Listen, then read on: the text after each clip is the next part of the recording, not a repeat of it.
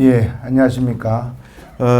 오늘 우리 시민 건강 강좌 6회 그 소중한 무릎 관절 관리 강의를 맡게 된 더블유병원의 김성중 원장입니다. 반갑습니다. 예, 작년에도 제가 비슷한 주제로 한번 여러분들 만난 적이 있습니다. 오늘 이 더운 날씨에 이렇게 자리 꽉 채워주셔서 제 강의를 들어오셔서 대단히 감사합니다.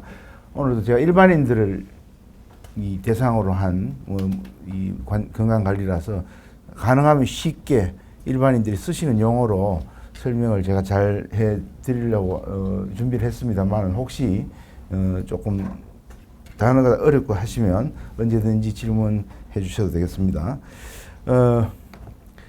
우리 흔히들 요즘 100세 시대라고 부릅니다. 모든 분들이 다 100세 사시는 건 아닌데 거의 100세까지 사시는 분들이 많습니다.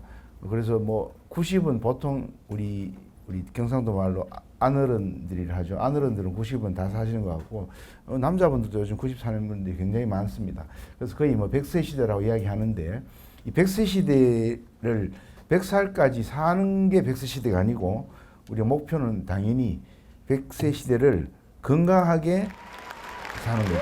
그래서 그걸 우리가 원하기 때문에 제가 준비한 이 동영상 보시면 아주 나이 많으신 노부부가 그런 댄스 파티에서 그런 걸 보여줬습니다. 그 정도 되면서 이제 90세, 100세 사는 거 우리가 원하는 거지 않습니까? 그래서 제가 이 무릎을, 이런 분들은 무릎은 굉장히 건강하시겠죠. 그 정도 춤을 출 수 있다면. 자, 제가 무릎 관절 이렇게 하는데 무릎은 우리 의학적으로는 표현하기를 슬관절이라고 합니다. 슬이라는 이 한자 굉장히 어렵습니다. 우리 옆에 있는 다롤변에다가 염증할 때 염자가 2개 들어가고 굉장히 어려운 한자인데 우리 지금 의사들 또 젊은 선생님들은 이 슬관절 하면 슬자 한자도 잘 못 씁니다. 그냥 영어로 뭐라고 이야기를 할 수 있죠. 근데 우리 일반인들 쓰는 용어는 무릎 관절입니다. 경상도 말로는 무릎팍이라고 하죠. 보통 우리가 뼈와 뼈가 만나는 데를 관절이라 하는데 대부분 관절염이 제일 많이 오는 곳이 무릎이기 때문에 우리 무릎 아프신 분들은 어디 아프세요 하면 관절입니다 이렇게 합니다. 무릎 관절이 아픕니다. 다주리가 내 관절입니다 이러면 그 말이 무릎 아프다는 뜻입니다. 그래서 저도 환자들한테 대화할 때 그냥 관절입니다 하면 알아듣고 무릎이라는 걸 이제 합니다. 물론 고관절도 관절이고 발목도 관절인데 관절염이 한 80~90%가 무릎에서 일어나기 때문에 그렇습니다. 이 무릎은 지금 보시면 이런 모양으로 되어 있습니다. 연골이 있고 그 사이에 울렁뼈라 해서 반달 연골이 있고 이렇게 되어 있습니다. 이게 사람의 무릎을 이렇게 그림으로 쉽게 이제 그린 거고요. 사람과 동물의 차이는 뭐냐? 척추 동물을 이야기하는 겁니다. 여기 왼쪽에 있는 그림이 전부 다 척추 동물인데 사람과 동물의 차이는 사람이 이족 보행한다는 거죠. 발 2개로 걸어 다니는 거죠. 우리 나머지 척추 동물 중에 개나 소나 돼지는 사족 보행을 합니다. 그래서 우리가 걸을 때 4군데에서 하중을 받는다면 사람은 당연히 무릎 2개로 하중을 견뎌내야 됩니다. 팔꿈치는 가끔 우리가 손을 짚고 땅바닥을 짚고 일어설 때 사용하긴 하지만 우리 평생 손바닥으로 땅을 짚고 일어서는 건 숫자를 셀 수 있을 정도지만 무릎은 하루에 디디는 횟수는 하루 것만 해도 15,000, 2,000, 2만이 넘으니까 셀 수 없는 거죠. 그만큼 거기다 이족보행이라는 무슨 뜻이냐 하면 한 발 딛고 다음 발 디딜 때 그 다음 발이 공중에 떠 있습니다. 그러면 우리가 걸어 다닐 때 한 발 디딜 때 한 발 디뎠을 때는 내 몸무게 70kg가 이 왼쪽 무릎에 다 걸린다는 뜻입니다. 우리가 실험을 해보면 한 발 디딜 때 한 발에 70kg가 체중이 걸리는 건데 양발로 서 있으면 그럼 35kg씩 걸리는 거죠, 무릎에. 근데 만약에 2m 높이에서 뛰어내린다면 그 무게가 한 3배 정도 됩니다. 한 210kg 정도 걸리는 거고 더 높은 곳에서 뛰어내리면 300kg, 400kg가 무릎에 걸리는 겁니다. 그 힘을 무릎이 이겨내야 되는데 언제까지? 우리 걷기 시작하는 게 보통 돌 때부터거든요. 1살 때부터 살아있는 동안 90까지 걷는다면 90년을 그 무릎이 견뎌내야 됩니다. 그래서 그 무릎이 아주 튼튼해야 되거든요. 도가니탕이라고 아시죠? 도가니탕이 뭐죠? 소 뭐를 꽈는 게 도가니탕입니다. 자, 그럼 소 우리 공국 할 때 공국은 뭡니까? 소 뼈 꽈는 공국이죠. 그다음에 꼬리곰탕은 뭡니까? 꼬리뼈 꽈면 되죠. 도가니탕은 뭡니까? 소 무릎을 꽈는 걸 도가니탕이라 합니다. 그래서 제가 이 이야기를 하면 아마 이 무릎을 탁 치실 분데 왜 우리 조상들이 예전부터 도가니탕을 그렇게 좋아해서 많이 먹었을까? 지금도 도가니탕 파는 데 있습니다. 도가니는 소 한 마리 잡으면 몇 개 나옵니까? 4개밖에 안 나오죠. 4개 나오죠. 그 4개밖에 안 나오니까 비쌉니다. 이 소를 뭐 이게 좀 이상한 이야기입니다만 제가 이 무릎을 하다 보니까 그런 걸 보게 되는데 미국에서는 소를 도살할 때 무릎에서 자릅니다. 그러면 이렇게 뼈를 자를 필요 없지 않습니까? 무릎은 이렇게 접어지는데 거기서 자르면 밑에 장단지 하나 나오고 허벅지 하나 나오면 뭐 사태 쓰고 하면 되는데 우리는 소를 도살할 때 무릎 아래 위에 뼈를 살려가 이렇게 무릎을 살린 채로 자릅니다. 좀 더 어렵죠, 자르기가. 왜 하느냐? 도가니 4개를 만들어내기 위해서 합니다. 왜냐? 도가니는 가마솥에 하나 넣으면 구우면 그게 곰탕보다 한 2배 비쌉니다. 곰탕이 예를 들어 뭐 요즘 물가가 올라 15,000원 한다면 꼬리곰탕은 2만 원, 도가니탕은 한 3만 원 합니다. 4개밖에 안 나오니까요. 왜 우리 조상들이 도가니를 먹게 됐느냐? 의학은 전부 서양에서 전해왔고 우리가 이런 걸 다 이해하기 전에는 우리 민간요법으로 나이가 한 50, 60대니까 옛날에 우리 조상들이 무릎이 자꾸 아파가 다리도 절게 되고 무릎에 물도 차고 하는데 소자는 보니까 한 몇십 년 동안 그 무거운 걸 짊어지고 일을 하는데도 무릎이 괜찮거든요. 그래서 자 무릎을 모으면 우리 무릎도 건강해지지 않겠나 이래서 먹기 시작한 게 도가니탕입니다. 얼마나 지금 생각해보면 굉장히 좀 어리석은 우리 문화죠. 예. 그다음에 우리 고양이 꽈 먹는다 이런 이야기 들어보셨습니까? 고양이 먹는다. 고양이 왜 먹었을 것 같습니까? 류마티스 관절염이 와서 이 손마디가 막 돌아가고 변형이 오니까 뻣뻣해지거든요. 류마티스는. 근데 고양이 2층에서 떨어져도 안 다치거든요. 야, 저 자를 무면은 내 무릎이 관절이 부드러워질 것이다. 그래서 먹기 시작한 게 고양이입니다. 그래서 지금은 그런 분들이 없는데 그 굉장히 이제 그래서 우리가 흔히 하는 게 뭐 물건 이자 보고 뭐 너치 합니 까마귀 고기 먹나 이거. 까마귀가 저쪽 갔다가 이자 보고 5천 원에 돌아와가 또 먹고 이러는 그거 보고 이야기하는 거죠. 예. 그래서 그만큼 우리가 도가니라는 게 중요합니다. 그러면 사람의 무릎이 수명 90세 100세 시대에 사람 무릎이 수명하고 관계 있습니까 없습니까? 폐암이 걸리면 그거는 사람이 죽습니다. 예를 들어 심장에 심부전증이 오거나 협심증이 오면 사람이 죽습니다. 그런데 무릎이 고장 나면 직접적으로 봐서는 사람 무릎은 사람 수명을 단축시키지는 않습니다. 근데 왜 무릎이 100세 시대에 사람 수명과 관계 있느냐? 무릎이 건강해서 내가 가고 싶은 데를 마음대로 갈 수가 있고 활동력이 있고 그 하루에 10,000보, 8,000보를 걸을 수 있는 사람하고 무릎이 아파서 나는 누가 저 서울 잔치 가자 해서 난 무릎 아파 못 따라간다. 제주도 놀러 가자. 나는 무릎 아파서 올레길 못 간다. 서문시장도 겨우 가는데 내가 그거 왜 가노? 이런 사람과 80, 90이 돼도 내가 성당도 다니고 새벽 기도도 가고 서문시장도 오늘 2시간 볼일 보고 올 수 있다면 활동력이 많아지고 그게 건강을 유지하는 비결입니다. 그래서 사람의 무릎이라는 건 수명과 관계없지만 활동력을 증가시켜서 건강을 유지하게 하고 두 번째로 삶의 질을 높입니다. 무릎이 아파서 하루 종일 앉아서 텔레비 보고 있는 이 노후 생활과 내가 무릎이 안 아파서 마음대로 내가 가고 싶은 데 갈 수 있는 노후 생활은 이 삶의 질이 굉장히 차이 난다는 거죠. 여기 공룡이 한 마리 있는데요. 공룡이 왜 멸종했다고 우리가 알고 있습니까? 역사적으로. 이 공룡 중에서 제일 큰 이 녀석이 이제 티라노사우루스라는 건데 화석 같은 거 있죠, 그죠? 공룡 화석 나오는데 공룡은 초식 동물이고 대부분이요. 이렇게 풀을 많이 먹고 막 이동도 잘 안 하고 하루 종일 먹고는 누워 자고 이렇게 하는 스타일이었는데 이게 빙하기가 와서 먹을 게 없어서 죽었다 이렇게 우리 알고 있잖아요. 근데 우리 무릎하는 정형외과 의사들은 공룡 화석을 보니까 공룡이 다리는 저리 짧은데 몸이 크니까 관절염이 와가지고 지 가고 싶은 대로 마음대로 가지를 못해갖고 결국 활동력이 떨어져서 공룡이 죽었다 이렇게 지금 보고 있고 실제로 공룡 화석에 보면 관절염이 이 뼈가 관절염 이상이 남아있다 합니다. 그래서 우리 사람 무릎을 봅니다. 아까 제가 이 굉장히 한자가 어렵다 했지. 이 퇴행성 이 물러날 퇴자죠. 뒤로 가는 성질을 가진 슬 관절염 이렇게 씁니다. 근데 이게 굉장히 어려운 말이라서 요즘은 이거를 노인성 관절염, 나이가 들어서 오는 관절염이다 이렇게 표현했는데 이게 요즘 방송에 보면 이런 용어 안 씁니다. 전부 다 골관절염 이렇게 표현합니다. 그냥 관절염 하든지. 왜? 이게 노인한테 노인이라고 말하는 게 이게 조금 듣기 안 좋다 이래서 앞에 다 빼고 그냥 요즘은 무릎 관절염을 골관절염 이렇게 부르기로 우리 이제 의사들이 이제 했습니다. 그래서 사람이 관절염이면 이런 무릎이 변형이 오고 이렇게 다리가 오다리가 되고 휘어지고 이러거든요.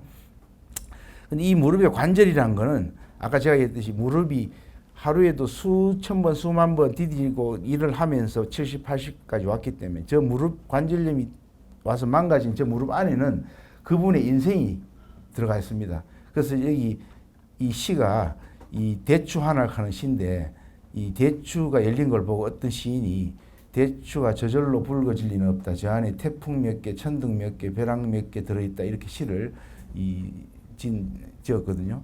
그런데 저는 이 무릎 안에 육남매 키웠고 뭐 장사 6년 했고 뭐 시어머니 모시고 이런 인생이 전부 다 이 무릎 안에 저는 들어가 있다고 봅니다. 그래서 결국 이제 무릎은 이 나중에 우리 본인이 살아온 삶의 그 여정을 전부 담고 있는 게 이 무릎이라고 볼 수 있습니다. 자, 그러면 우리나라 지금 뭐 여러분들 여기 계시는 분들이 너무 잘 아시지만 실제 우리나라가 지금 대통령 직속기관으로 저출산 고령화 위원회가 있습니다. 수십 년 전부터 지금 여러 가지 하고 있는데 뭐 고령화도 특별한 뾰족한 대책이 없고 그거야 사람이 뭐 인구가 그렇게 분포가 되어 있으니까요. 저출산도 뭐 지금 뾰족한 해결책이 없습니다. 지금 현재 2023년이니까 그 2030년 하면 7년 남았는데요. 7년 남았을 때 우리가 14살 이하 65세 이상 요거를 비생산 연령이라고 이야기합니다. 이게 전체 인구의 23%가 됩니다. 무슨 말이냐 하면 100명 중에 23명은 일을 하지 않고 나머지 67명이 일을 해서 그 아래 위의 세대를 다 서포트를 해야 됩니다. 지원을 해야 됩니다. 먹고 사는 문제를 해결해야 됩니다. 노령연금부터 의료비부터 그다음에 육아 비용부터 어린이집부터 전부 다 그 비용을 그 사이 인구들이 다 해야 되니까 이게 대한민국이 아무리 열심히 일해도 이게 별로 재미가 없는 겁니다. 이게 이제 노령화 사회를 하고 초고령화 사회 하는 건 나중에 뭐 여러분들 공부해 보시면 나오지만은 우리 미국과 일본이 이미 초고령화 사회로 진입을 했습니다. 엄청나죠. 우리는 근데 초고령화 사회로 들어가기 일보 직전인데 그 가는 속도는 전 세계에서 우리 대한민국이 제일 빠릅니다. 본격적으로 이제 무릎 이야기를 해보겠습니다. 무릎은 아래 위에 뼈 사이 아까 제가 보여드린 그 도가니인데 도가니탕에 우리 그 소뚜껑을 열면은 그 소 무릎 아래 위에 뼈 사이에 들어있던 연골이 이렇게 들어 있습니다. 그걸 오래 삶으면 이제 이 도가니탕 안에 항상 들어있는데 크기가 제 손바닥만 하겠죠. 그죠? 사람 무릎에도 똑같은 게 들어있습니다. 그 연골의 이름이 뭐냐 하면 반달 모양으로 생기는 연골이다. 이래서 반월상 연골판이라 이렇게 합니다. 이제 미국 사람들이 반달 모양을 해서 우리가 그대로 해석한 건데요. 이게 먼저 한 40대, 50대 이때부터 찢어지기 시작합니다. 관절염의 시작은 뼈가 처음부터 따르는 게 아니고 아래 위에 뼈 사이에 있는 물렁뼈가 살짝 찢어지면서 그때부터 약간 물이 차고 아프기 시작하고 다리고 젖고 어떤 날 어떤 분들이 이런 이야기 합니다. 신호 바뀌갖고 파란불 돼갖고 건너가려고 갑자기 건너가는데 뒤에 뜨끔하더면 그때부터 무릎을 한 2달 절었다. 뭐 그런 분들이 많습니다. 그게 전부 다 이게 이렇게 반달 연골이 찢어지는 겁니다. 예. 이 반달 연골은 왜 찢어지냐 하면 아래 위에 뼈 사이에서 디딜 때마다 쿠션 역할을 하기 위해서 저게 아주 몰랑몰랑한 콜라겐으로 되어 있습니다. 100% 콜라겐과 물로 되어 있어서 우리 콜라겐이 하는 것은 특징이 이 탄성이 있는 조직을 콜라겐이라 합니다. 우리의 피부에 콜라겐이 많다 이렇게 표현하죠. 우리 몸에서 제일 콜라겐이 많은 데가 이 반달 연골이고 그 다음으로 콜라겐이 많은 데가 이 귀하고 귀는 이렇게 하면 다시 지자리 들어가지 않습니까? 원래 모양대로. 그 다음에 피부입니다. 우리가 콜라겐이 제일 많은 우리 돌된 애 피부는 손으로 만지면 뽀송뽀송하죠. 근데 우리 저 사람이 저 한 환갑은 넘었겠는데 그걸 뭘 보고 합니까? 눈가의 주름이나 머리카락 숫자나 보고 합니다. 그러면 그 콜라겐이 피부에 감소했다 합니다. 그래서 우리 비싼 화장품들은 다 콜라겐 함유라고 되어 있습니다. 비싼 화장품 쓰시는 분들 뭐 쓰세요? 설화수? 뭐 저는 이름 잘 모릅니다. 그런 게 비싸잖아요. 그런 거 보면 콜라겐 함유라고 되어 있습니다. 또 심하게 이야기하면 연예인들은 콜라겐을 주사기로 피부에다 막 넣습니다. 김수미 씨하고 이런 사람들 보니까 그걸 많이 하대요. 안 늙으려고. 그럼 일시적으로 효과 있겠죠. 좋은 화장품 바르고 콜라겐 주사 놓으면. 그렇지만 결국 어떻게 됩니까? 마지막에는 다 주름이 옵니다. 마찬가지로 우리가 바깥에 콜라겐이 감소하는 게 아니고 무릎 안에 있는 이 반달 연골의 콜라겐이 나이가 들면 감소하기 때문에 흔히들 잘못 생각하시는 게 나는 테니스 20살 때부터 제가 지금 70인데 50년 쳤다네요. 테니스. 그래서 난 테니스는 자신 있다. 테니스는 자신 있습니다. 경기력은 떨어지지 않는데 문제는 테니스를 칠 때 이 클레이 코트에서 치면 무릎이 비틀린 동작 일어날 때 그 쿠션 역할을 하는 이 콜라겐이 감소한 반달 연골이 찢어지는 겁니다. 테니스 선수가 현역에서 은퇴할 때 언제 은퇴할 것 같습니까? 테니스 기량이 떨어져서? 아닙니다. 테니스 치고 나면 무릎이 아프고 물 차니까 이제 테니스 안 치게 되는 겁니다. 그래서 많은 분들이 배드민턴 많이 하시는데 배드민턴 아주 좋은 운동입니다. 예를 소모도 많고 굉장히 재밌는 운동인데 어느 순간 배드민턴은 그만두셔야 됩니다. 이 무릎만 보고 이야기한다. 왜? 배드민턴 하는 데마다 이 연골 찢어져가 수술 안 했는 사람이 한 동호회마다 없는 동호회는 없습니다. 대구 시장배 배드민턴 대회를 제가 있는 W병원이 스폰서합니다. 매년 저 수성구 체육관에서 할 때 저희들이 그 1년에 한 번 지원할 때마다 한 2천만 원 정도 들어갑니다. 대구 경북의 대구 시내 배드민턴 동호회가 제가 알기로는 한 500개도 넘습니다. 전부 다 그것을 뭐 A급, B급, C급 해가 선수들이 나와가 하루 종일 1박 2일로 대회 하는데 거기 메인 스폰서가 W병원입니다. 저희들이 왜 스폰서 할 것 같습니까? W병원이 환자가 많아 돈을 많이 벌었어. 예. 그 안에 있는 사람들 전부 W병원 환자들입니다. 저는 배드민턴 치는 분들한테 하긴 하되 나이가 들어가면서 조금씩 양을 줄이고 시간도 줄이고 너무 또 배드민턴 셔틀 날라오는 거 안 받으면 한 점 주면 되는데 그거 꼭 받으러 가다가 쫓아가다가 연골 찢어져가 또 병원에 오고 아킬레스 끊어져 옵니다. 그래서 그만큼 이 무릎이 중요한 운동 중에 하나가 이 배드민턴이나 테니스인데 테니스나 배드민턴은 제가 보기에는 한 50대 후반, 60대 초반부터는 서서히 이제 운동을 바꿔야 됩니다. 내가 아무리 심장이 건강하고 폐가 건강하더라도 이제 운동을 고집하면 결국은 이제 탈이 나게 되죠. 제가 좀 죄송한 이야기지만 배드민턴 협회 회장님도 저한테 수술 받았습니다.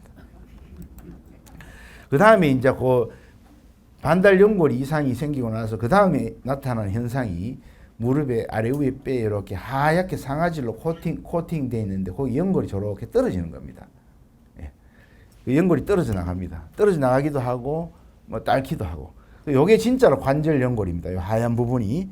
저기 빨갛게 보이는 거는 연골이 떨어져 나가고 뼈가 노출된 겁니다. 저런 쬐끄만한 연골 조각이 떨어져 나가면서 저기 옆으로 번져서 더 커져서 그게 이제 관절염이 되는 겁니다.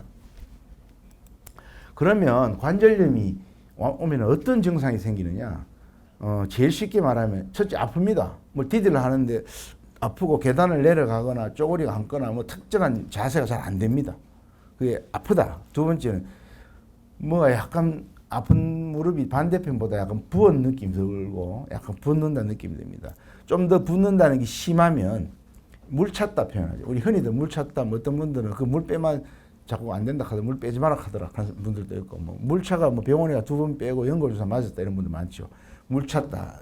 이거보다 더 심해지면 어떻게 됩니까? 일단 본인도 느낄 수 있고 의사인 제가 보면 더 잘 알 수 있지만 다리가 휘어집니다. 대부분 어떻게 휘어지느냐? 이렇게 약간 본인도 모르게 약간 오다리로 휘어집니다. 대부분. 우리 시골 가면 90대 중반 된 노인이 돌아가시기 전에 이렇게 저 멀리서 걸어오시는 걸 제가 흉내내 볼게요. 이런 분들 많으시죠? 그분이 처음부터 그런 건 절대 아닙니다. 60대부터 해마다 안쪽이 따르고 안쪽이 따르면서 계속 안쪽만 따르니까 나중에 그렇게 됩니다. 물론 중간에 아들, 딸들이 좀 관심을 가지고 우리 엄마 저래가 안 되겠다 싶어가 더블유에 모시고 가가 인공관절을 했으면 이 처녀 다리 끝이 쫙 똑바로 들키는데 이제 본인도 겁이 나서 안 하려 했고 아들, 딸도 뭐 관심도 없고 이러면 나중에 이제 이 걸어 다니시지만 그런 모양으로 걸어 다닙니다. 그래서 변형이 옵니다. 그래서 이제 관절염의 제일 기본 검사는 엑스레이입니다. 근데 이 엑스레이가 그냥 엑스레이 보통 우리 이제 아직도 우리 많은 우리 대구 시내 뭐 제가 개인 병원 선생님들을 뭐 다 좋아하는 건 아닌데 개인 의원에는 정형외과에 가면 이 사진을 대부분 이렇게 누워서 엑스레이 기가 이렇게 내려와서 찍습니다. 이게 관절이라는 거는 무릎 관절은 걸어 다닐 때 쓰는 거기 때문에 반드시 그 사람을 이렇게 그 사람의 체중이 60kg인 사람도 있고 80kg인 사람도 있기 때문에 그 사람을 자기 몸무게를 실어서 세운 채로 무릎 정면에서 사진을 찍어야 됩니다. 이런 식으로. 근데 이렇게 하려면 천장에서 기기가 뽑혀서 내려와야 되는데 이 장비가 생각보다 이 시설하는데 몇 천만 원이 드니까 개인 의원들은 잘 안 하고 대부분 그냥 누워서 찍습니다. 그러면 이게 굉장히 관절이 별로 안 심해 보이는데 똑같은 환자를 서서 찍으면 그보다 훨씬 더 심하게 나타납니다. 특히 몸무게 많이 나가는 분들은 제가 보여드리겠습니다. 똑같은 환자의 사진을 누워서 찍으면 여기 이렇게 관절 간격이 꽤 있어 보이지 않습니까? 이렇게. 근데 서서 찍으면 조금 더 좁아 보이고 구부려서 서서 찍으면 완전히 붙어 보입니다. 왜 이게 똑같은 사람이 이렇게 다르게 보느냐 하면 위쪽에 있는 뼈가 둥글기 때문에 누웠을 때 하고 섰을 때 하고 구부렸을 때 그 어디가 따르냐에 따라서 사진이 전혀 다릅니다. 그래서 이거를 여기서 이제 이 개인 의원에서 오래 치료하시다 온 분들이 이런 분들 많습니다. 뭐 그 개인 병원의 원장이 아직 한 몇 년 더 써도 되겠다 하던데 근데 저한테 와서 사진 찍어보면 뼈가 저렇게 딱 붙었습니다. 실제로 그걸 누워서 찍기 때문에 이제 놓치게 된 거죠. 어이구.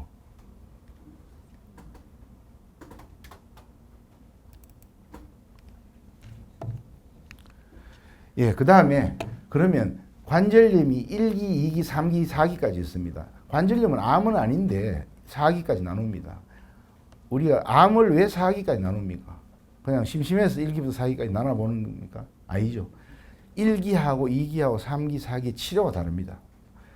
4기는 암 4기라는 거는 암이 다른데 전이 가서 이건 수술 못하고 뭐 조금 연명치료하거나 뭐 항암치료하다가 환자가 죽는다는 뜻이잖아요.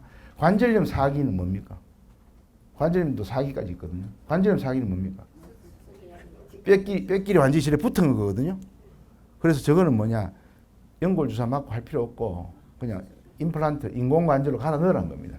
3기, 2기, 1기에는 이제 치료가 다르겠죠. 그래서 밑에 사진이 각각 관절염을 서서 찍은 사진에서 1, 2, 3, 4기고 그거를 만약에 카메라로 관절 안을 직접 내시경으로 보면 요렇게 깨끗하던 연골이 1기 되면 이렇게 뽀송뽀송 피다가 2기 되면 저래 됐다가 3기 되면 좀 뻑이 됐다가 4기 되면 저렇게 뼈가 보입니다. 이게 엑스레이 이렇게 되는 겁니다. 자, 그럼 관절염은 4기 되면 인공관절 하면 되는데 그럼 처음부터 관절염이 2기면은 뭐 좀에 무릎이 아프고 물차가 병원에 가면 무조건 다 수술하느냐 그렇지는 않습니다. 그래서 우리 관절염 2기까지 치료는 대부분 1차 의료기관 우리 주변에 많이 있는 무슨 정형외과 의원, 정형외과 선생님들이 2기까지 환자를 담당하고 있다고 생각하시면 됩니다. 저한테도 2기 환자가 올 수 있지만 대부분 저한테까지 올 때는 대부분 환자들이 2기 넘어서 이제는 뭔가 외과적으로 의사가 좀 손을 좀 봐야 되는 상황이 돼서 오는 경우가 많겠죠. 제일 첫 치료는 일단 약 먹는 겁니다.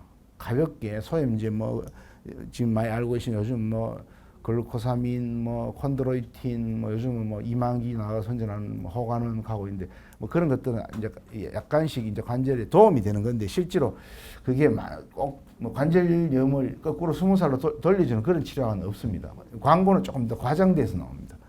그 다음에 이제 조금 이거 안 나오면 정형외과 의사들이 하는 게 연골 주사 한번 맞아 보십시다. 뭐 한 일주일 간격으로 3번 해가 6개월마다 맞아 보십시다. 이렇게 하는데 그건 일주일 6개월 정해져 있는 게 아니고 1년에 보험이 6번 되기 때문에 그렇게 하라는 거지 본인이 뭐 맞고 싶으면 뭐 한 달에 한 번씩 가고 매달 맞아도 아무 상관은 없습니다. 이제 주사는 특히 두 가지가 있는데요. 크게는 그 스테로이드가 들어가 있는 걸 뼈주사라 하는데 실제로 뼈에 바늘이 들어가는 게 아니고 관절 안에 넣는 걸 우리 옛날 어른들이 뼈주사라 했습니다. 뼈에 넣는 건 전혀 아니니까 이러면 이제 잘못된 겁니다. 관절 안에 넣는 스테로이드가 포함된 주사를 뼈주사라 하고 이게 효과가 아주 좋습니다. 그 다음에 스테로이드가 안 들어가 있는 거를 연골주사라고 하이알루론산이라고 해서 관절 안에 윤활액입니다. 우리 사람 기계로 말하면 베어링 안에 그 그리스 있듯이 그런 걸 이어주는 겁니다.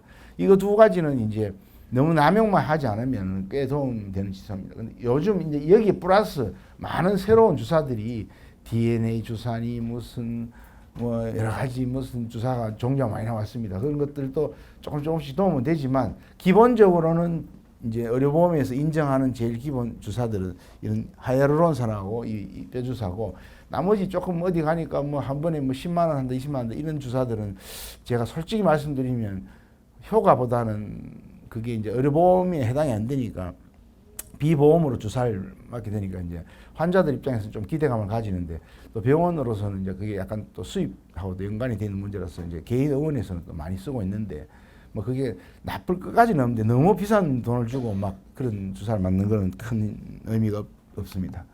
그다음 이제 그 단계를 넘어서 아 이거 이제 연골 주사 맞았는데 별로 효과가 없고 내가 잘 안 되는데 어디 큰 병원에 한 가봐야 되겠다. 또는 앞에 이야기했듯이 반달 연골이 찢어지면 의사가 이제는 개인 의원에서 주사를 몇 번 놓다가 계속 물 차면 이 원장님 왜 이래 안 나요? 하면 그나마 MRI 한번 찍어봐야 되겠는데 이렇게 합니다. 뭐냐? 아까 이야기는 반달 연골이 찢어진 건 MRI를 안 찍으면 안 보이거든요. 그래서 개인 의원에는 MRI 장비를 안 갖고 있으니까 대부분 한두 달 주사 놓고 하다가 안 되면 저 어르신 저 옆에 가가 영상의학과가 MRI 한번 찍어 오십시오. 이러면 이제 MRI 찍으면 안에 반달 연골이 찢어졌다, 관절 연골이 떨어졌다 이런 진단이 나옵니다. 그러면 그 다음에 이제 뭘 해야 되는데 이 이제 우리 대한민국 의료가 요즘 아시다시피 소아과 병원이 없어 애들이 병원 갈 데가 없고 흉부외과 수술 받으러 가 흉부외과 아무도 의사들이 안 할라 해가 흉부외과도 없고 정형외과도 옛날에는 개인 의원들이 여기 계신 분들 기억하실지 모르는데 동네마다 정형외과 수술실이 있었습니다. 간단한 수술은 다 했었습니다. 옛날 우리 정형외과 선배 의사들은. 근데 이게 자꾸 막 수술실 돌리고 하려 하면은 직원들을 20명씩 고용을 해야 되고 인건비 들어가고 병실 돌리고 간호사들도 있어야 돼 이러니까 이게 뭐 원장 입장에서는 한 달에 수술을 뭐 두세 개, 대여섯 개 할 바에는 수술이 없는 게 차라리 나은 겁니다. 그래서 요즘 아마 대구 시내 정형외과 의사 혼자서 기업에 있는 병원 안에서 수술하는 병원은 거의 없다고 보시면 됩니다. 거의 최소한 간단한 수술이라도 뭘 간단하게라도 하려 하면 무슨 정형외과 전문 병원 이상으로 가야 되는 게 지금 현실입니다. 그게 이제 우리가 어떻게 생각하면 약간 의료를 왜곡시키는 거죠. 그래서 이제 지금부터 하는 거는 수술 치료는 이 더블 병원 이상급에 와야 지금 가능한 이야기거든요. 수술은 크게 세 가지로 나눕니다. 관절 내시경 수술을 하고 절골 수술하고 인공관절 수술인데요. 관절 내시경 수술은 뭐냐? 사람 무릎 안에 카메라를 집어넣어서 이렇게 무릎에 한 4mm 정도 되는 구멍을 뚫어서 카메라가 들어가고 또 옆에 구멍을 하나 더 뚫어서 기구가 들어가서 그 두 개로 이렇게 하는 겁니다. 여러분들 지금 이게 지금 내시경 수술하고 있는 장면을 직접 찍은 거거든요. 안에 보면 연골 찢어진 걸 뭐 기계가 따듬기도 하고 이렇게 하는 겁니다. 여러분들 우리 내시경, 위내시경도 있고 뭐 요즘은 장내시경도 있고 뭐 저 복강경도 있고 뭐 요즘은 맹장염이라든지 담낭 뛸 때 이거 배 안 잽니다. 다 이거 내시경을 합니다. 우리 의사들 중에서 내시경 하는 거는 이제 카메라가 이렇게 붙어 있는 기구가 이렇게 모니터로 연결되어 보는 걸 내시경이라고 합니까? 내시경을 제일 먼저 했는 의사가 무슨 과 의사일 것 같습니까? 이거 맞추시면 제가 우리 1년간 더블병원 무료 진료권 드릴게요. 아마 못 맞추실 겁니다. 정형외과인 것 같으면 제가 질문 안 했겠죠. 최초로 의사 중에서 내시경을 사람 몸 안에 넣어가 이렇게 보자. 그 크게 찔 필요 없이 이렇게 보면 안 되겠네 하는 사람이 누구냐면 비뇨기과 의사들이 방광 안에 결석 같은 게 큰 거 생기는데 그걸 볼라 하니까 방광을 째만 보이는데 안 째고 보기 위해서 방광암이 있나 이런 걸 보기 위해서 요도로 소변 오줌 나오는 길로 가느다란 카메라를 집어넣어 갖고 보는데 안이 깜깜하잖아요. 그걸 봐야 되는데 카메라만 들어가면 안 되고 카메라 옆에 빛이 나오는 게 들어가야 보이거든요. 그 빛을 어떻게 만들어내느냐 이 사람들이 1900년대 초입니다. 초를 한 50개, 100개 켜가 그거를 거울에 비추면 그 빛이 모아지는 거를 관안으로 모아가 그 촛불하고 여러 카메라로 사람 몸 안을 보기 시작한 게 첫 번째고, 거기서 착안을 해서 우리 정형외과 의사들이 요만한 카메라 4mm 끝에다 옆에다가 불이 들어가는 파이버 이게 라이트가 들어가는 그걸 같이 넣어갖고 보기 시작했는 게 이제 1950년대, 60년대고요. 그러고 나서 이제 정형외과가 두 번째죠. 그러니까 관절경이 발달되고 거기다 이제는 구멍을 하나 더 뚫어 수술까지 생기기 시작하는데, 그때쯤 가봐 보니까 내과 의사들이 야 우리도 그러면 위 안에 장 안에 카메라 넣으면 안 되겠나. 그 저희들은 지금 딱딱한 걸 쓰거든요. 사람 골반이 길이 한 이 정도 됩니다. 근데 위 안에나 항문에 넣으려 하면 좀 이게 부드러워야 되겠죠. 그걸 최초로 만드는 게 바로 일본의 그 카메라 만드는 올림푸스카는 회사입니다.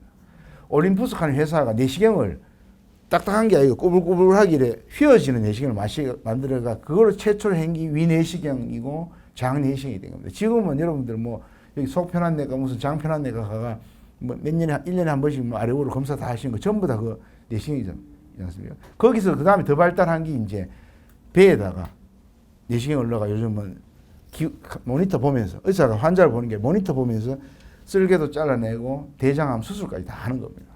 그래서 이게 이제 내시경으로 관절 안에 고장난 걸 고치는 겁니다. 그래서 우리 관절 내시경 수술은 소위 기계로 말하면 수리하는 거라고 생각하시면 됩니다. 요즘 우리 현대자동차 차가 그렇게 고장이 잘 안 나더라고요. 제 차도 현대자동차에서 나온 차인데, 예전에는 소나타 한 5년 타면 무조건 돈 먹습니다. 뭐 가락하고 뭐 내려앉았다 하고 뭐 우리는 모르게 뭐 자동차 정비하는데 가면 무조건 20만 원씩 10만 원씩 그랬지 않습니까? 사람 몸도 마찬가지입니다. 한 50년 60년 쓰고 나면 연골점에 찢었다 이렇게 수술했고, 뭐 저한테 오시기 전에 어떤 분들은 작년에 뭐 저쪽 병원 가가 뭐 점에 연골 찢었다 좀 잘라내십니다. 뭐 십자인데 뭐 10년 전에 끊어져가 수술하고 하신데 그게 전부 다 내시경을 하는 겁니다. 그 다음에 내시경 수술을 해결이 안 되고 그 다음에 이제 드디어 뼈를 건드리는 수술로 가야 되는 경우가 있는데요. 그게 이제 바로 이 개념을 알아야 되는데, 이 사람 다리는요, 저 쭉 뻗은 늘씬한 다리라고 표현할 때, 쭉 뻗은 할 때 이 다리가 일자가 아닙니다. 사실은 쭉 뻗었다 해 일자가 아니고 위에 뼈, 허벅지 뼈하고 밑에 정강이 뼈, 촛대뼈하고가 바깥으로 한 5도 정도 휘어져 있습니다. 그게 정상입니다. 완전히 0도가 아니고 5도 휘어져 있습니다. 왜냐? 골반은 넓고 무릎은 좁고 발목은 더 좁기 때문에 이렇게 약간 되어 있습니다. 그게 5도인데요. 그 5도보다가 적은 걸 O다리를 하고 큰 걸 X다리를 합니다. 먼저 보여드리겠습니다.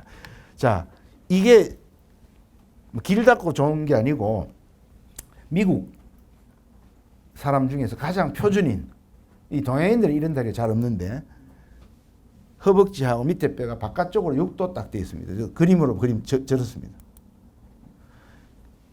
이거는 뭡니까? 왼쪽이 저 O다리거든요.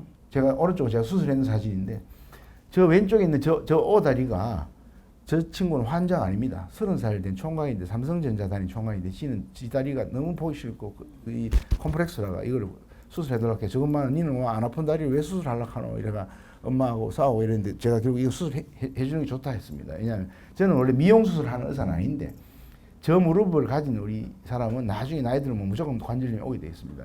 저 무릎은 안쪽만 체중이 더 많이 전달되는 구조를 갖고 있거든요. 왜 5도, 6도가 중요하냐면 5도보다가 줄어들어서 O다리면 안쪽이 망가지고 더 크면 바깥쪽이 망가집니다.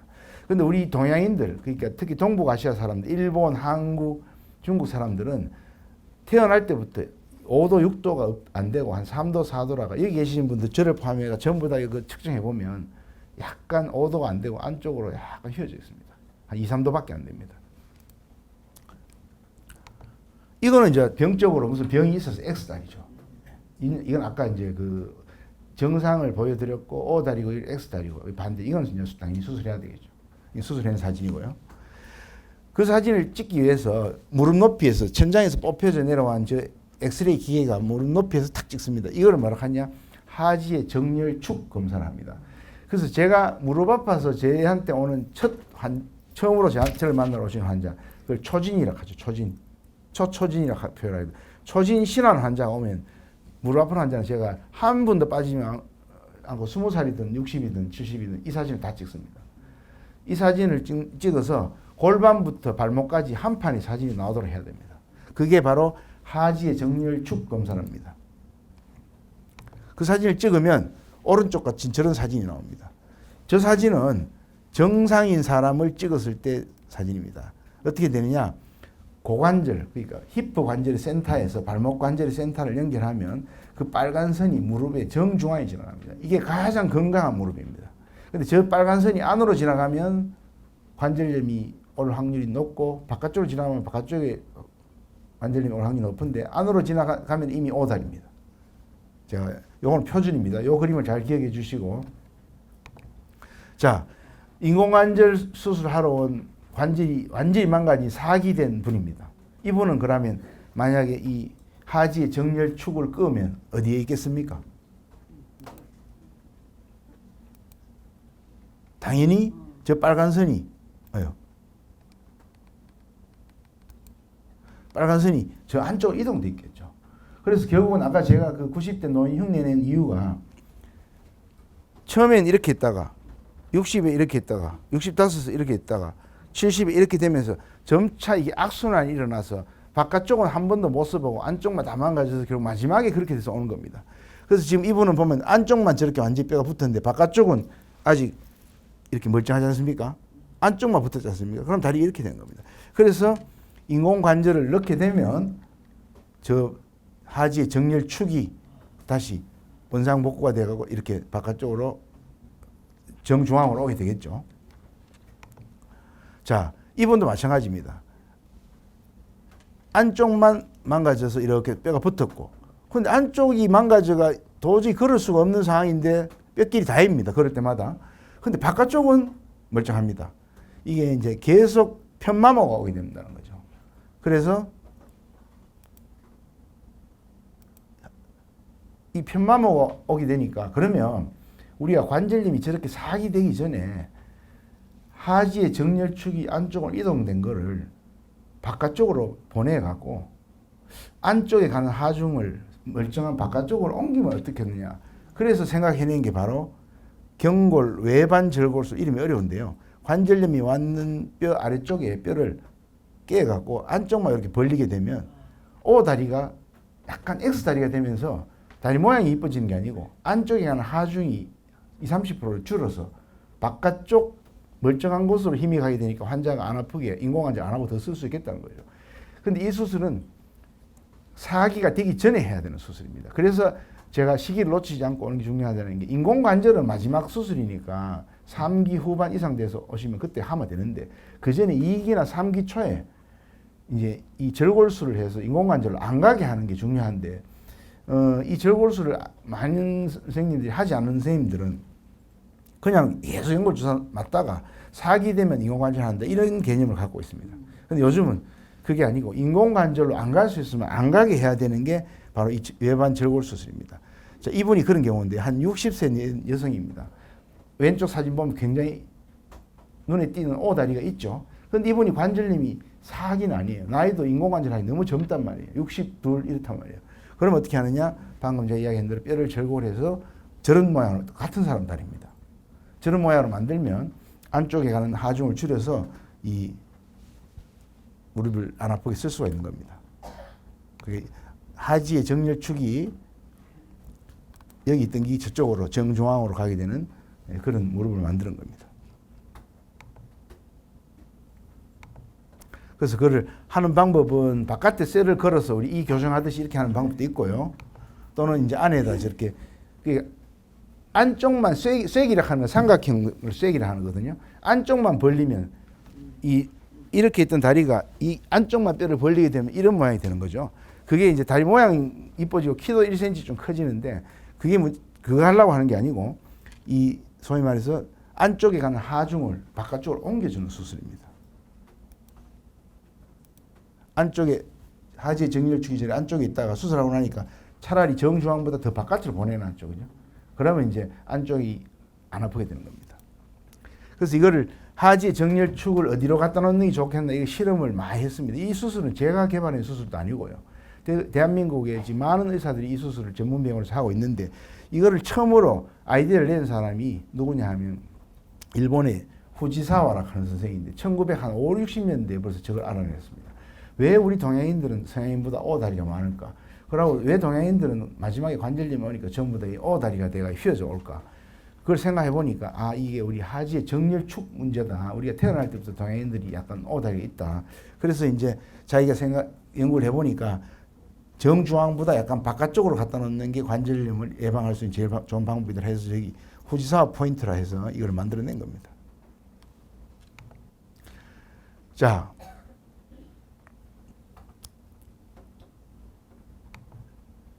이 그림은 뭐냐면요. 제가 외반 절골 수술을 한 몇 년 전에 MBC 약손에 나가서 외반 절골 수술 이게 환자들한테 이해시키기가 굉장히 어렵습니다. 그래서 제가 나중에 유튜브 찾아보시면 이게 나오는데 한 시간짜리 프로입니다. 그러니까 저렇게 지금 저게 내시경을 하고 있는 거고요. 사람 무릎을 지금 안에 내시경으로 안에 연골 망가지를 정리하고 그 다음에 이제 외반 절골 수술이라 해서 때를 절골해서 오다리를 X자로 만드는 수술을 지금 하고 있는 겁니다. 겉도 속도 말썽이었던 휜다리가 곧게 펴지고 드디어 정형외과 의사들을 우리 제 동기들 제보고 목수락합니다. 왜냐하면 사람 무릎 수술하는데 실제 쓰는 도구들은 뭐 끌, 망치, 드릴 뭐 전부 목수들 쓰는 기구 연장하고 똑같습니다. 톱도 있고요, 다 있습니다. 그런데 우리가 쓰는 건 전부 다 국산이 아니고 스위스제라가 좀 비쌉니다.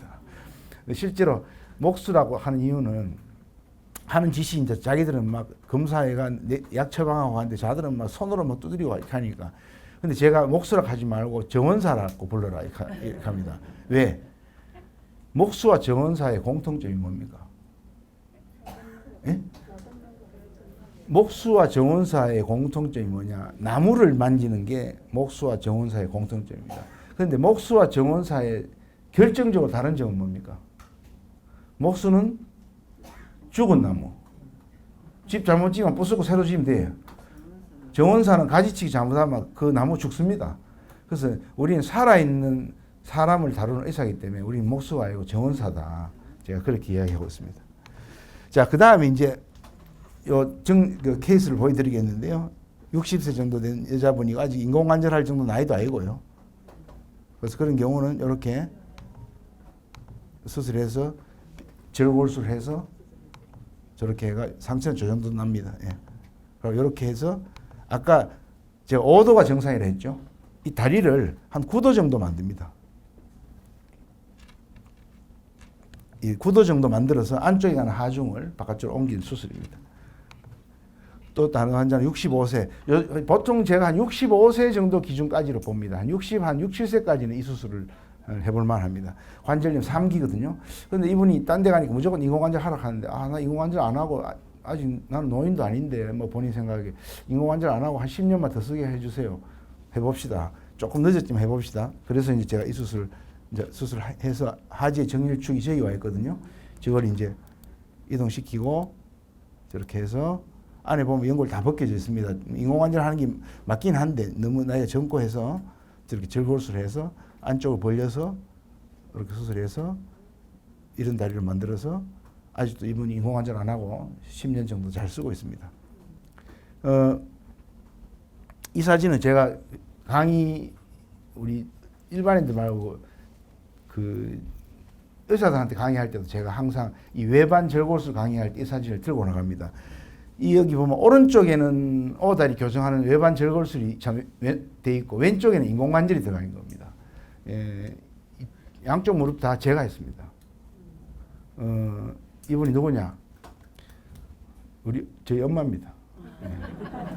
80 원래 5시인데 아직도 뭐 봉덕성당에 잘 다니시고 하시는데 제가 남의 다리를 수술 계속 하다가 집에 뭐 가가 뭐 엄마가 무릎 아프다 하면 그냥 연골 주사만 집에 가가 감나 드리고 이러다 어느 날 집에 내가 병원에 모셔서 사진을 떡 찍어 보여.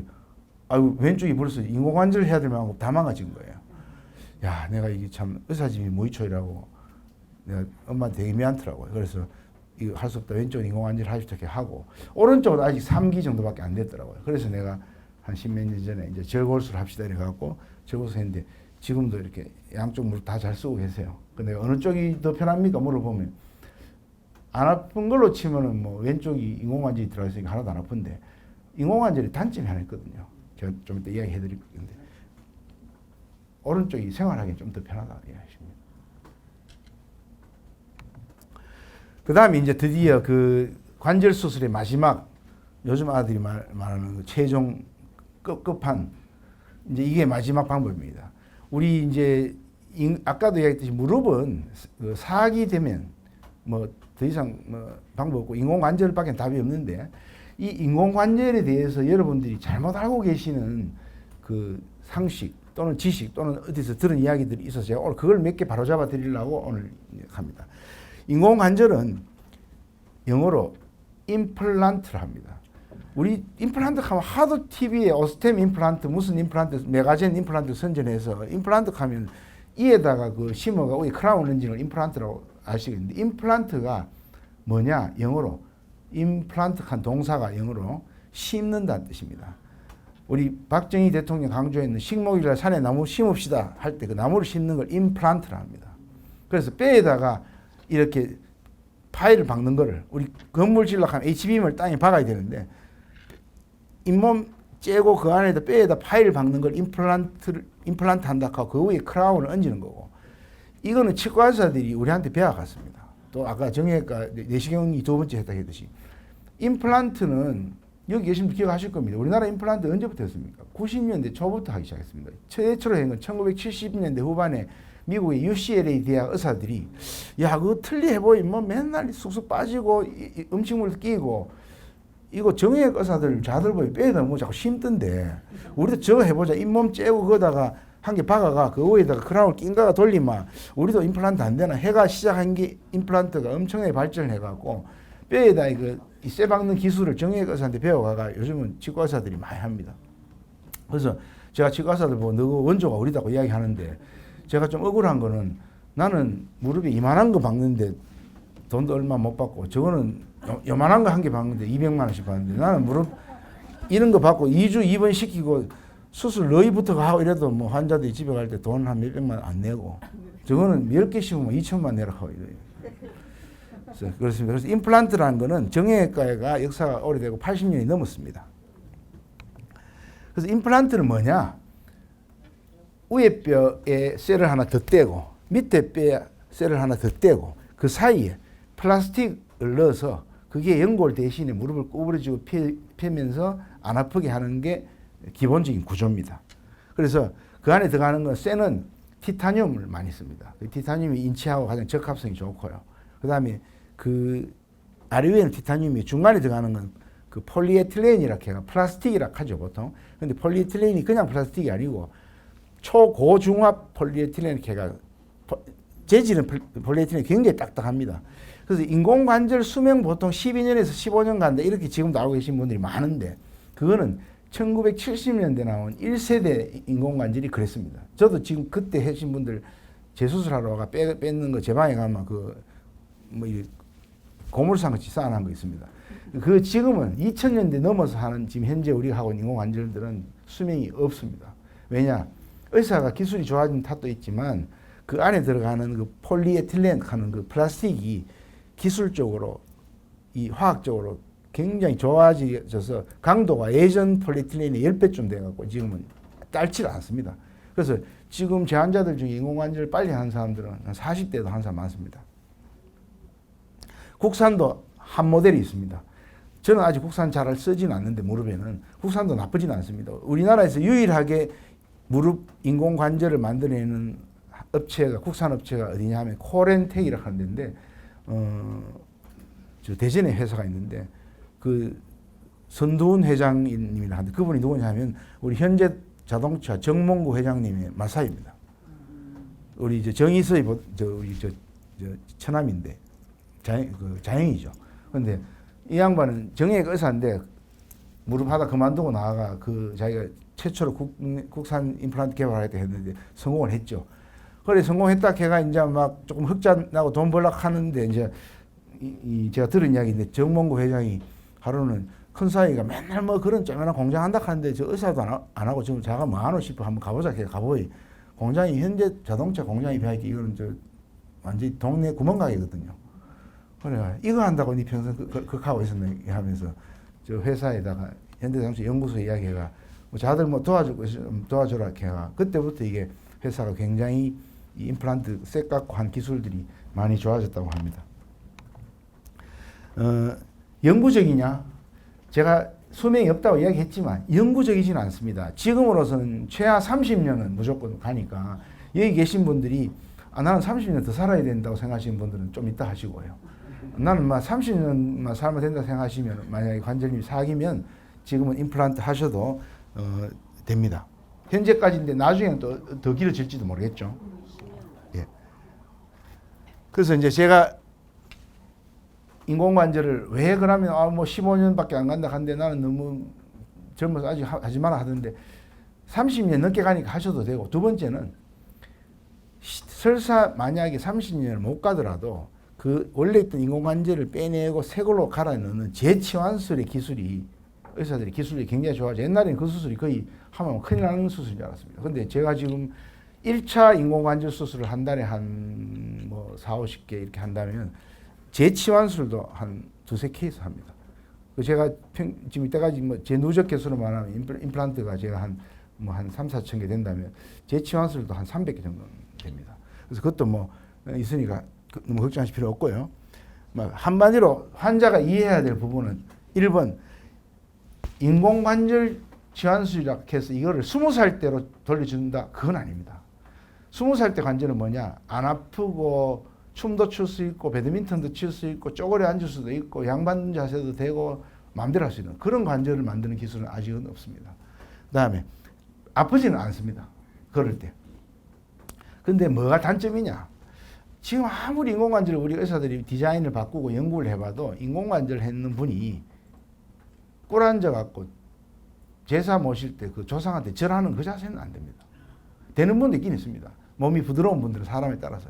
그래서 인공관절에 있는 많은 분들이 내한테 와서 이제 1년마다 매년 점검하러 오시는데 저한테 이런 얘기 합니다. 원장 덕분에 뭐 무릎이 안 아파가지고 제주도도 갔다 오고 뭐 중국 장가게도 갔다 왔는데 당최 뭐 고스톱 칠 때 내가 뭐 밑에 안 치면 난 재미가 없어갖고 고스톱 위에서 치면 안 돼. 식탁에 놓고 치면 안 됩니까? 고스톱은 또 바닥에 때려야 재밌다 하네. 그럼 남들 고스톱 치락하고 나는 그 위에서 구경하고 있으면 되죠. 그게 이제 단점이고. 그 다음에 이제 조상한테 나도 뭐 나머지 정성인데 마음속으로 절하면 되지 꼭 그 꿇 앉아가 그 절을 해야 됩니까? 그래서 내가 이렇게 이야기합니다. 인공관절을 양쪽 무릎에 다 하신 우리 엄마가 다 했다면 식구들은 밥 먹으러 갈 때 온돌방에 들어가지 말고 우리 집에 좌변기 없으면 좌변기 놔드리고 침대 없으면 침대 놔드리고 서양식으로 사는 데는 아무 문제가 없습니다. 대구 시내 지금 여러분들 가시는 식당에 신발 벗고 들어가갖고 궁디 땅에 깔고 앉아가 식사하시는 데 있습니까? 거의 없고 자꾸 없어집니다. 제가 내일 모레 이제 그 60 다대 가려고 하는데 우리 친구들 골프 치면은 밥 먹으러 가는데 신발 벗는 데 가면 아무도 안 들어가려고 하면 야 허리 아프다. 이제 우리가 옛날에 좌식 문화가 좋다고 막 강조를 했었는데 제가 의사로서 이야기하는데 좋지 않습니다. 소파에 앉고 식탁에 밥 먹고 침대에 자고 그게 더 좋은 겁니다. 그런 문화에서는 인공관절이 불편함이 없습니다. 그 다음에 인공관절 했는데 그럼 나는 그 건설 현장에 가서 노가다도 하고 뭐 그거 다 할 수 있습니다. 그거는 아닙니다. 인공관절은 기본적으로 여유 있게 생활 즐기고 골프 치고 가벼운 등산하고 파크 골프 그 정도는 뭐 당연히 되고요. 그냥 일반 골프도 칠 수 있는 정도 그런 정도지 뭐 뛰는 운동을 한다든지 마라톤을 한다 조깅한다 그건 아닙니다.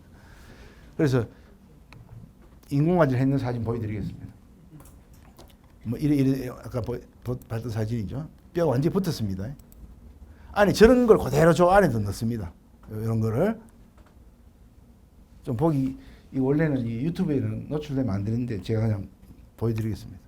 인공관절 넣는 사진입니다. 양쪽 다. 그 인공관절 넣을 때 무릎을 제가 이렇게 째거든요. 이만큼 잽니다. 안에 보여드릴게요. 안쪽이 아까 뼈가 다 붙는데 뼈가 노출되어 절에 있습니다. 바깥쪽은 멀쩡하죠. 절에가 걸어 다녔습니다. 그래서 제가 저 무릎이 65년, 70년 살아온 인생이 저 안에 다 담겨 있다. 용남매 키웠고 내가 서문시장에 장사 20년 했고 30년 했고 저 안에 다 들어있습니다. 이분은 저 안동서 오신 안동 건문의 우리 저 어르신인데 이래 될 때까지 뭐 미안한 이야기지만 자식들이 명절마다 엄마 보러 가가 엄마 맨날 해주는 뭐 식혜만 먹고 오면서 엄마 무릎이 어떤지 안 맞는가 봐요. 이 환자 절에 걷습니다. 이 제가 한 20년 전에 수술한 환자거든요. 이 수술을 하고 나서 바로 직후에 실밥 풀고 퇴원하기 전에 2주 때 열어된 겁니다.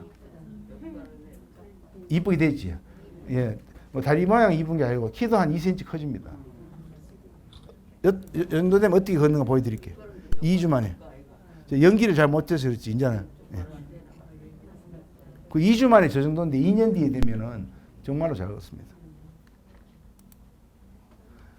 이거는 이제 또 다른 건데, 이제 유마티스 관절염으로 이제는 온 사지가 다 망가져가 거의 똥오줌 받아내면서 누워서 지내는 환자였습니다. 그래서 이거를 무릎 2개, 고관절 2개, 이래가 전부 다 4군데를 갈아 넣는, 하나 할 때마다 이 인공관절 해가 4군데를 갈아 넣었죠. 이분은 그 기초생활 수급자인데, 현대자동차에서 현대자동차가 맨날 대모하고 노점하는 것도 이 아들이 좋은 일도 합니다. 이런 사람들 찾아내가 현대자동차 노동조합에서 이제 이 인공관절 시술을 자기들이 무료로 해주겠다 해서 제가 수술을 했었습니다. 이렇게 무릎 2개 고관절에 갈아 넣었습니다. 그러니까 누워서 한 15년 지내던 사람을 이제 이렇게 세웠습니다. 현대자동차 노조하고 제가 젊었지 한 20몇 년 전입니다. 그래서 대략 제가 이제 오늘 무릎에 대한 거를 쭉 소개를 해드리고 아마 궁금하신 게 많지 싶은데 제가 요약을 하자면 O다리와 X다리는 미용상의 문제만 갖고 있는 게 아니고 이게 관절염이 시작되는 기본입니다. 그래서 본인이 내가 굉장히 O다리다. 내가 젊었을 때보다 약간 O다리 된 것 같다. 이런 느낌이 드신 분들은 반드시 하지의 정렬 축 검사를 해보셔야 되고요. 특히 이제 그 축 검사를 해서 수술로서 교정이 가능한지 한번 검사해 보실 필요 있고요. 또 제가 중요한 이야기를 빠뜨릴 뻔했는데 인공관절을 하시든 관절 내시경 수술을 하든 절골술을 하든 환자가 해야 될 1번이 있습니다. 체중을 줄이셔야 됩니다. 이거는 참 저도 수술 매일 하는 의사지만 수술하는 것보다 더 어렵습니다. 체중 줄이는 방법 내가 막 자꾸 약간 몸무게 있는 분들한테 무릎 진료하러 갔을 때 내가 체중 줄여야 됩니다. 하면 저보고 갑니다. 그 체중 왜 줄인대요? 그건 저도 모릅니다. 살을 삐지내든지 경상도 말로 본인이 찾아보십시오. 체중 줄이는 거는 참 어렵고 또 줄이면 또 요요가 옵니다. 이 무릎은 결정적으로 체중이 많이 나가시는 분들 여기는 제가 보니까 그렇게 체중이 많이 나가시는 분들이 없는데 체중 줄이는 게 제일 중요합니다. 그 다음에 인공관절이 수명이 10년, 15년이라는데 그게 아니고 지금 인공관절을 대한민국에서 몇 개 정도 하고 있느냐 하면요. 작년 통계는 제가 모르겠고 그 전에 코로나 한창 터지고 하던 그 해에도 작년에 6만 8천 무릎을 했습니다. 6만 8천 무릎이라는 거는 양쪽 했는 사람으로 치면 3만 몇천 명인데 하나 했는 사람도 있으니까 우리나라에서 정형외과 의사들이 갈아 넣은 무릎 개수가 5만 개는 넘는다는 거죠. 1년에만요. 자, 그러면 인공관절 하나 할 때 비용이 얼마 드는지 궁금하시는데 제가 이야기해 드릴게요. 정상적으로 더블 병원 기준입니다. 뭐 삼성의료원에서 하든 어디 거의 똑같습니다. 한 몇십만 원 차이 안 납니다. 노인 한 분이 와서 무릎을 인공관절을 해서 갈아 넣고 2주 동안 입원해서 2주 동안 입원한 동안 밥 3끼 드셨죠. 그죠? 간병인 빼고입니다. 항생제 주사 맞았죠. 내가 인공관절 수술할 때 내가 간호사들이 내 말고 4명이 더 들어와야 됩니다. 남자 간호사 3명, 여자 간호사 1명이요. 5명이 1시간 반 정도 하는 수술이거든요. 해갖고 다 해갖고 마지막에 실밥 풀고 수술 이제 잘 돼가 병원 문 밖을 걸어 나갈 때 병원에 수납하는 돈이 어느 정도냐 현재 한 400만 원에서 450만 원 정도 됩니다. 쌉니까 비쌉니까? 아니, 한쪽에. 근데 그런데 400만 원이 비싸다고 생각하시는 분도 있고 싸다고 생각하시는 분도 있는데 그러면 미국을 이야기해 줄게. 제가 뭐 미국 병원에 한 1년 반 일을 했거든요. 거기는 딱 한쪽 무릎에 4만 불 합니다. 4만 불은 지금 환율로 치면 1,300, 1,200원 하면 5천만 원 정도 됩니다. 한쪽 무릎 갈아내는데 5천만 원입니다. 양쪽 갈아내면 1억입니다. 그래서 미국 국민 소득 6만 불이라고 하거든요. 우리가 3만 불입니다. 그럼 우리보다 2배 잘 사는 나라가 미국이라고 보시면 돼요. 그런데 미국에 인공관절 함부로 못 합니다. 노인들이. 왜? 첫째, 인공관절 할 수 있는 의사를 만나러 갈 때까지 어떤 사람은 비행기 타고 가야 되는 경우가 많습니다. 동네에는 그런 의사가 없어. 인공관절은 아무나 하는 게 아니고 정형외과 의사들 중에서도 인공관절을 하는 의사가 따로 있거든요. 대구 시내에도 몇 명이 딱 정해져 있습니다. 두 번째, 내가 아무리 미국에도 뭐 중산층이 있을 끼고 양쪽에 보면 1억이 날아갑니다. 그래서 이제 섣불리 하지 못합니다. 실제로 제 경북대 선배들 중에서 의사 부인들이 인공관절 수술을 미국에서 못하고 한국 나가는 사람이 있습니다. 그런 이야기 들어보셨을 거예요. 미국에서 이 치료하려고 했는데 비싸가 여기 와가 하고 가면 비행기가 빠진다 하고. 예. 왜 450만 원이냐? 아까 제가 이야기했는 그 우리나라 인구 구조에 답이 있습니다. 실제 아까 제가 쓰는 임플란트 있죠. 그 임플란트 원가가 500만 원입니다. 그러면 병원은 환자한테 400 받았는데 임플란트 원가 500만 원 하면 병원은 뭐 적자 보고 아까지로 수술하느냐 그게 아닙니다.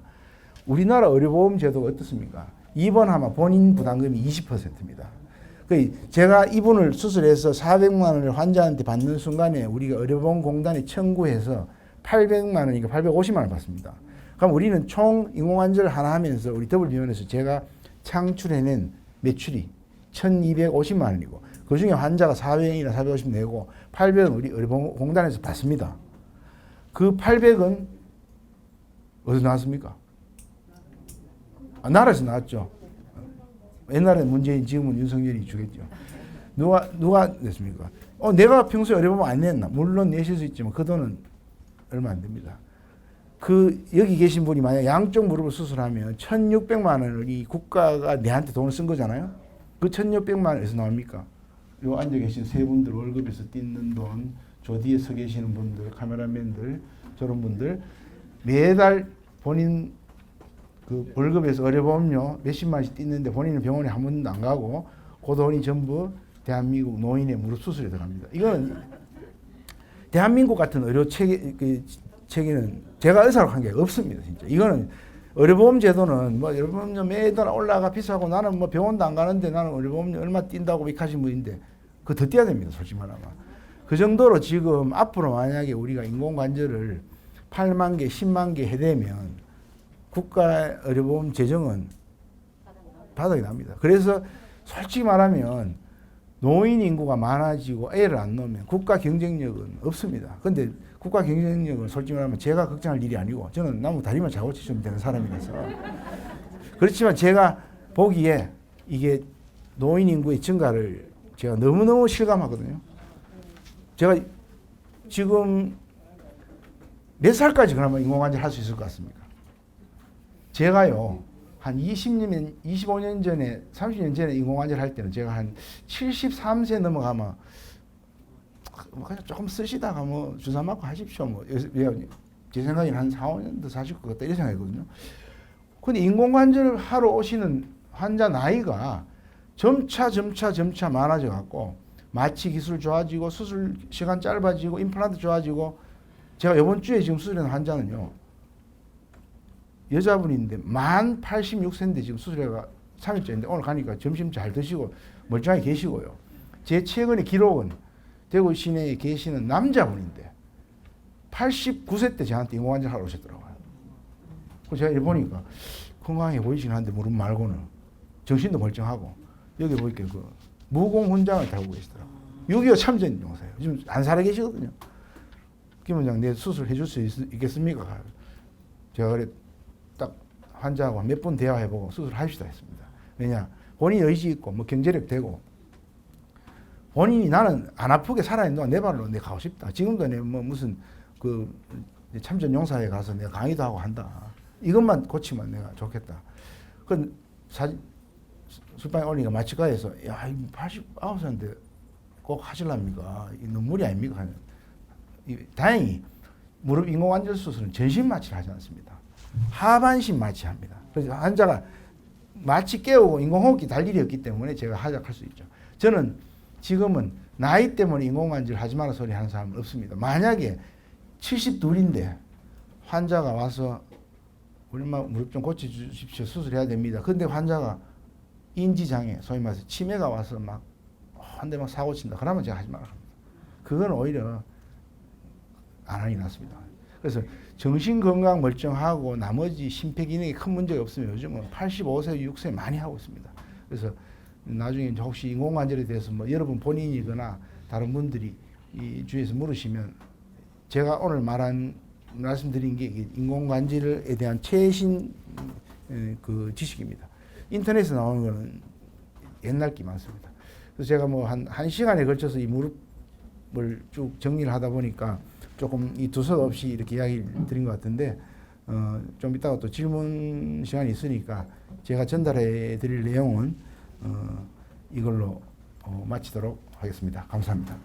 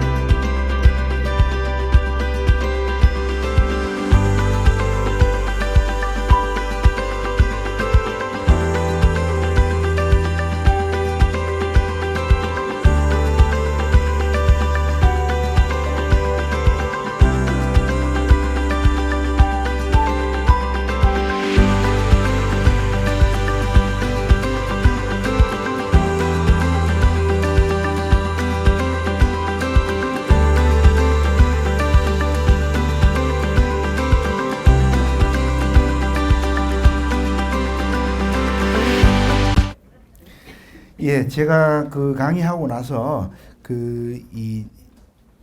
여기 실시간으로 이 채팅으로 질문이 4분이 올라와 있습니다. 그래서 제가 그 질문을 지금 질문지를 갖고 있는데요. 먼저 닉네임으로 필리아 세븐이라고 쓰신 분인데요.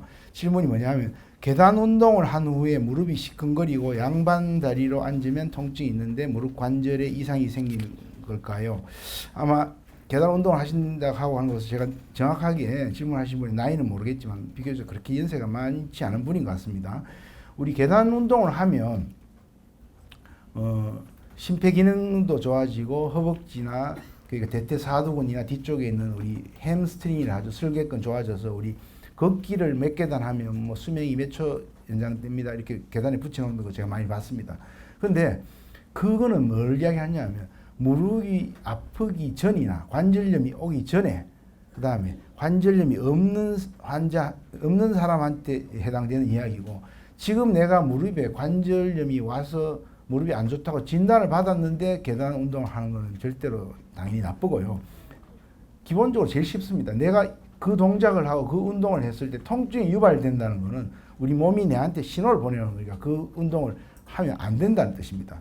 그 다음에 우리가 이제 왜 계단을 오르내리거나 양반 자세 했을 때 평소에 평지 걸을 때와 다르게 통증이 오느냐 하면요. 무릎에는 뼈가 3개가 있습니다. 제가 오늘 하루 종일 뼈를 아래 위에 뼈 사이에 좁아지고 짧고 이것만 이야기했는데 실제로는 앞에 만져보면 동그란 뼈가 하나 있습니다. 그 이름이 슬개골이라고 해서 종잡뼈라 하죠. 이 종잡뼈인데 이 종잡뼈 뒷면에도 연골이 있어서 그 종잡뼈 뒷면하고 대퇴골이 이렇게 부딪히면서 무릎이 하루 종일 구부러졌다 펴는 겁니다. 우리나라 사람들이 많이 하는 좌식 생활, 양반 자세, 가부좌 자세, 그 다음에 계단 많이 오르내리는 분들은 그 종잡뼈 뒤쪽에 연골하고 대퇴골에서 문제가 생겼을 가능성이 많은 분입니다. 평지는 괜찮은데 계단이나 가부좌 때 아프다. 그거는 이 슬개골 뒷면의 연골의 이상이고 그거는 보통 우리 이제 나이 드신 분들보다는 조금 젊은 층에서 이런 실제로 우리 20대 젊은 남녀들이 이런 호소로 오는 분들이 많습니다. 그 문제인 것 같아서 안 하는 게 당연히 좋고요. 만약에 계속 그 통증이 있으시면 이런 분들은 엑스레이에는 거의 이상이 없습니다. MRI 촬영을 해보셔야 됩니다. 예, 두 번째 질문요. 닉네임이 가나다이신 분인데 걸을 때마다 무릎에서 소리가 나고 뻣뻣한 느낌이 있어요. 무릎 연골 주사를 맞으면 나을 수 있나요? 이 질문 하신 분도 아마 조금 젊으신 분인 것 같아요. 만약에 그 무릎이 연골 주사를 만든다는 거는 적어도 정형외과 전문의가 봤을 때 엑스레이를 찍으니까 관절염이 한 2기는 넘습니다 라고 했을 때 만기 시작하는 게 연골 주사입니다. 실제로 연골 주사는 관절염 1기에는 보험 적용이 안 됩니다. 2기, 3기만 됩니다. 4기도 안 됩니다. 1기는 왜 안 되냐 하면 1기는 주사 맞을 정도 아니라는 뜻이고 4기는 인공관절을 해야 되는데 그 맞아봐야 소용이 없으니까 맞지 마라 해서 여러분들 병원에 가보신 분 다 정형외과 원장님들이 이야기하실 건데 2기, 3기만 보험이 됩니다. 자, 그 다음에 우리 무릎에 소리는 자주 나는데 아프지는 않습니다. 애기들도 엄마들이 많이 데리고 옵니다. 야, 하는 옆에 있으면 내가 들릴 정도로 똑똑 하는데 아프다 소리 안 하는데요. 우리 의학적으로 뭐 영어로 말하면 이 소리 나는 걸 스냅핑, 크레피투스로 하는 스냅핑 without pain이라고 합니다. 통증 없이 소리만 나는 관절은 검사나 치료의 대상이 아니라고 우리 정형외과 교과서에 되어 있습니다. 거의 아프지는 않고 소리만 나는 경우는 굳이 병원에 오실 필요가 없습니다. 특히 이제 무릎은 아까 보여드린 그 반달 연골이 이 무릎 안에 들어있기 때문에 그게 이제 소리를 만들기도 하고 관절 자체가 음압입니다. 마치 우리 그 콜라병 입에 이렇게 물고 이렇게 공기 빨아당기다 내면 뻥 소리 나듯이 우리가 손 이래 하면 소리 나는 게 이게 전부 다 관절이 음압, 내가 음압을 갖고 있어서 소리 나는 거고 그 힘줄이 또 뼈 위로 지나갈 때 소리도 나고 여러 가지 원인이 있기 때문에 소리는 나는데 통증이 없다. 그거는 치료나 검사의 대상이 아닙니다. 세 번째 질문하신 분요. DKM 분이 평소에 무릎이 붓고 통증이 있는데 일상생활에 통증을 완화할 수 있는 관리법이 있나요? 뭐 당연히 무릎이 아프면 의사를 찾아가야죠. 그런데 이제 가벼운 무릎에 통증이 있을 때 관리하는 방법은 첫 번째 만약에 약간 이제 벌써 중년이 지나신 분인데 살짝이 무릎에 통증이 오기 시작한다 뭘 하면 제일 중요한 거는 좌식 생활을 스톱하시는 겁니다. 아까 이야기했듯이 지금 대한민국은 좌식 생활 안 해도 사는데 큰 불편이 없습니다.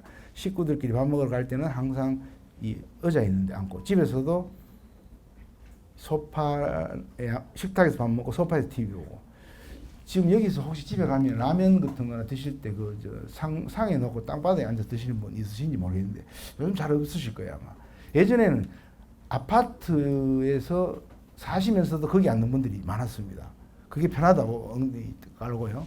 그게 굉장히 안 좋습니다. 그 왜 비싼 그 이태리제 소파 놔두고 밑에 앉으세요 그 바닥에. 우리나라가 왜 아파트가 이건 관절하고 관계없는 이야기인데 제가 얘기해드릴게요. 우리나라가 왜 아파트가 평당 1,000만 원씩 합니까? 제가 보기에는 땅값도 비싸고 건축비도 비싸지만 집집마다 그 방마다 그 밑에다가 그 파이프를 이렇게 깔아갖고 그 안에다가 보일러 집집마다 넣어갖고 물거리가 그 관안으로 지나가가 그렇게 하니 공사비가 많이 들지 않습니까? 미국 사람들 집 짓는 거 보면 웃깁니다. 골조 이래 해갖고 벽 판때기 때리고는 위에다 에어컨 같은 거 한 꼽으면 찬바람 뜨신바람 다 나오면 끝입니다. 그 우리는 바닥에 뭐를 자꾸 하려고 하는데 이제는 우리가 그 공기로 조절하면 되는데 우리는 아직도 기본적으로 아파트를 하면 이게 지금 들어가야 된다는 거죠. 열 효율도 굉장히 떨어지거든요. 그래서 제가 하는 건 이제 좌식 생활 하지 마시고 그 다음 아까 중요한 거는 무릎 통증이 있을 때는 통증이 유발되는 그 운동을 안 하시면 됩니다. 아 내가 등산 좋아해가 뭐 평생 했는데 요즘 등산 조금만 하산할 때 너무 무릎이 안 좋더라 하면 하시면 안 됩니다. 그럼 뭘 하느냐? 평지 걷기를 해보십시오. 평지 걷기는 아마 여기 운동하시는 분들 많으실 건데 평지 걷기 하면 1시간쯤 천천히 걸으면 아마 한 8,000보 정도 될 겁니다. 조금 더 하고 싶은 분들은 1시간 10분, 20분 한 10,000보, 12,000보 그 정도까지 하면 1시간 반 정도 되시는데 그 정도 하면서 통증이 유발 안 되면은 걷기 운동이 오히려 더 다른 어떤 것보다 무릎에는 좋습니다. 그 다음 제일 중요한 거 이제 체중 관리입니다. 또 강조하지만 그게 무릎 정말로 본인 생각에 무릎이 부어서 구부러지지 않을 정도로 하면 그건 물 찬 겁니다. 그 내가 90도 이상 구부리는데 뻑뻑하다 그러면 그건 그냥 무릎이 아픈 게 아니고 물 찼을 가능성이 있기 때문에 검사해 보시면 되고요. 네 번째 닉네임 꽃보라 분이 질문하신 건 다리를 올리면서 하는 운동을 할 때마다 무릎에서 뚝뚝 소리가 나거든요. 그렇다면 운동을 자제하거나 다른 형태로 운동하는 게 좋을 거예요. 이분도 마찬가지로 조금 젊으신 것 같은데 방금 제가 말씀드렸듯이 소리만 나는데 아프지 않다. 그거는 큰 문제가 되지는 않습니다. 근데 소리가 나면서 통증이 동반되면 그거는 반드시 검사를 해보셔야 합니다. 예, 질문 우리 네 분의 질문에 대해서 답이 됐는지 모르겠고요. 제가 뭐 오늘 준비한 강의와 실시간 채팅으로 올라온 질문에 대한 것은 이것으로 마치도록 하고 오늘 6회차 시민 건강 강좌 건강한 무릎 관리에 대해서 모든 강의를 이것으로 마치겠습니다. 경청해 주셔서 감사합니다. 예. 예.